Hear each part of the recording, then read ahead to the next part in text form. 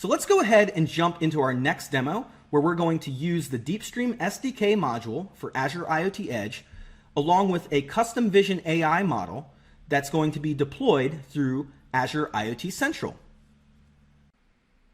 All right, so we're going to head over to the GitHub repository for the IoT Edge IVA Nano project from Emmanuel Bertrand. And this is essentially an Azure IoT Edge workshop that will allow you to create a visual anomaly detection system using multiple video feeds on an NVIDIA Jetson Nano device. Now what's great about this is that it is a GitHub repo, so you are welcome to follow this at your own leisure to recreate this demo. But we'll also be going into an in-depth session later on as part of GTC 2020. And if you are interested in tuning into that, that will be the visual anomaly detection using NVIDIA DeepStream with Azure IoT session that will be delivered by Emmanuel Bertrand. Now, I've gone ahead and deployed an instance of this workshop into an IoT Central application. We're going to use this to describe the features and functionality of using the NVIDIA DeepStream IoT Edge module in conjunction with IoT Central to create an anomaly detection system and a full intelligent video application workflow utilizing those services. Now, the first thing that we're going to do is create a device template. And what this essentially is going to be is a series of interfaces that allows us to define the capabilities that are present on our devices. And we're going to utilize something called a device capability model to do that. Now, what this looks like once it's uploaded is you'll have a variety of different sections. One of these is the device information area. And this is required for all devices that are registered into IoT Central. It's essentially just the minimum baseline of information that's necessary. So these include things like the manufacturer, device model, software version, and operating system that are present on the device. There's also a section for module information, and this contains all of the custom capability types. These include things like telemetry for things like a primary detector and a secondary detector, as well as properties and commands. And you can sort of think of these as methods that can be invoked from the cloud down to a particular device or a series of devices from within Azure IoT Central. Now, these originate from something called a device capability model. And that's going to look something like this. This is essentially a DTDL, or device twin descriptor language specification. And it's just a basic JSON document that you'll have to define up front to define all of the various capabilities that you expect your device to have before using it with Azure IoT Central. This is coupled with a manifest, and this is that same manifest that we saw earlier in our previous demo. So this is going to contain our deployment that tells us the system modules, which consist of the Edge agent and the Edge hub, as well as our custom modules that we want to run on the device. This is going to include a DeepStream module, and you'll notice that this is pulling from the Azure IoT Marketplace to grab that marketplace image for the IoT Edge DeepStream module. You'll notice that this is using a DeepStream configuration, this dsconfig.txt. And due to the way that we've created this solution, we're actually able to update this dynamically through IoT Central, as we'll show in just a moment. It's important to note that the host configuration specifies the NVIDIA container runtime. And what this means is that in contrast to our initial demo where we had all of the CUDA dependencies baked into our container, this is actually going to mount them from the host OS into the container at runtime. And so this is going to provide us with a lighter weight image at approximately 2 gigabytes and give us all the abilities to be able to run a DeepStream application as a containerized workload within an IoT Edge deployment. This is paired with something called the IoT Central Bridge. And what this essentially does is takes all of the insights that are being produced from that DeepStream module and converts them to something called IoT plug and play format, or PNP, that allows that data to then be consumed within Azure IoT Central. Now, once we have this device capability model defined, we can start to create dynamic dashboards based off of those capabilities that were defined in our interfaces.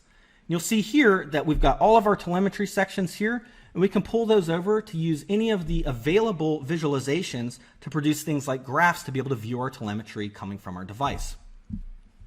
Now, while you're building these, one cool feature here is that you can configure a preview device. And this is any device that's currently running that device capability model. You can go ahead and select that. and we'll start to produce data from that device into our preview visualization that we see here. Once you're ready with your dashboard configuration, you can go ahead and publish it, and that'll look something like this. So I'm going to go ahead and select my Jetson Nano 30 device that has this particular DCM or device capability model applied to it. And you'll see here that we get our dashboard showing our primary detector and our secondary detector in action. Now we can go over here to the module section, and this is going to be similar to what we saw in the IoT Hub. It shows us all of the available modules on our device and their current status. And you'll notice again that we're seeing the Edge Agent, the Edge Hub, as well as that DeepStream and IoT Central Bridge custom modules. If we select over here on Manage, we can actually configure some of these fields based on how they were defined in our DCM specification. You'll notice that we've got a primary detector class that's looking for something called up and one looking for down. And this is using a custom vision model that lives at the following URL. So let's go ahead and bring up a video feed of what's running on that Jetson Nano device right now. You'll see that I've got myself a production line of cans that are flowing through here. We're able to detect whether those cans are in an upright position, and we're also able to detect when an anomaly appears. So for example, a can that's in the down position. You'll see those are outlined with red. Now, what if we wanted to update this model that we currently have deployed to our device? How easy is it to do that, and how can we create it and also update it in real time almost using the IoT Central features? So I'm going to go ahead and jump into a custom vision AI project.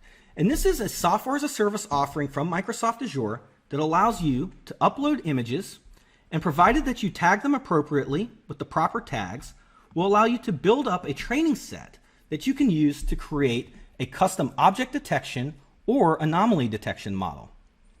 And if you're interested in wondering how you might be able to get your source images into the system, you can either upload them if you already have them, or you can even use something like the camera tagging module for IoT Edge to be able to plug in a USB camera to a device that might be in the field and grab actual images from that device and then upload those directly into your custom vision AI project.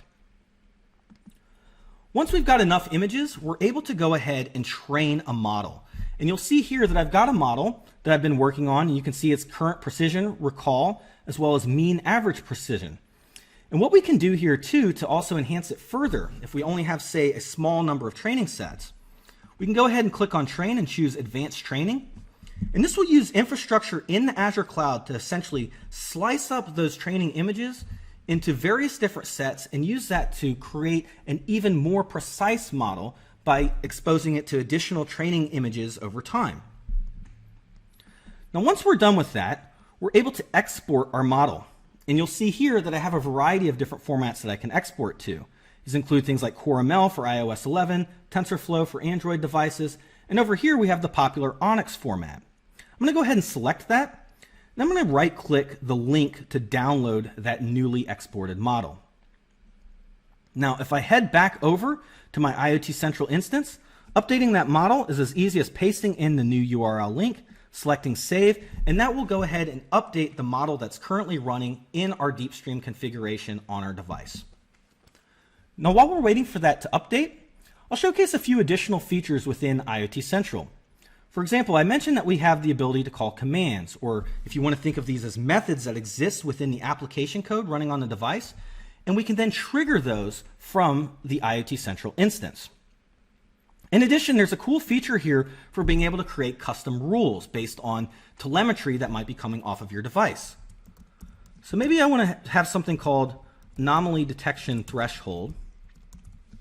And what I can do here is select that device template that we deployed earlier, choose a particular telemetry, and I'm going to look here at the secondary detection count. That's those cans that are in that anomaly state or facing down. And I'll go ahead and choose an operator here that says if it's greater than, let's say, a value of 2, then go ahead and fire off an action. And that can consist of an email, or we can call a custom webhook if we're using a custom application, or even utilize features of Azure Monitor action groups. And these include things like the ability to be able to push out SMS alerts to a phone or perhaps an operator who might be out in the field whenever one of these thresholds is reached. Additionally, there's ability to be able to look at analytics from your devices. So I'm going to go ahead and select the device group for all devices that contain that DCM specification. And again, I'm going to choose that secondary detection count. I'm going to configure this to aggregate by count. Then I'll select the Analyze button.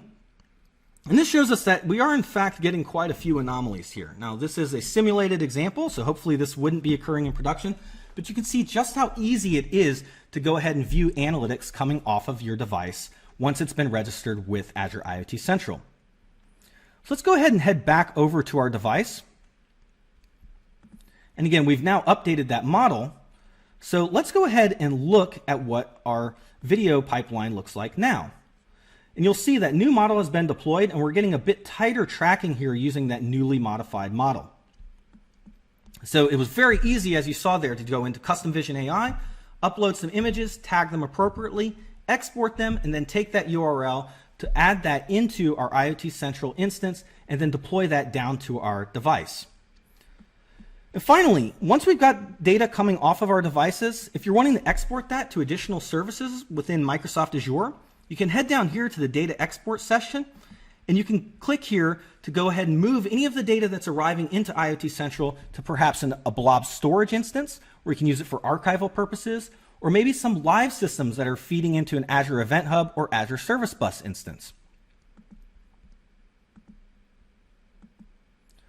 Now, if you're wanting to learn a bit more about all of the features and functionalities that we talked about, or perhaps standing up an instance of this demo on your own, you can head to aka.ms/DeepStream IoT Central, and that will have a full collection of resources to allow you to essentially recreate this instance.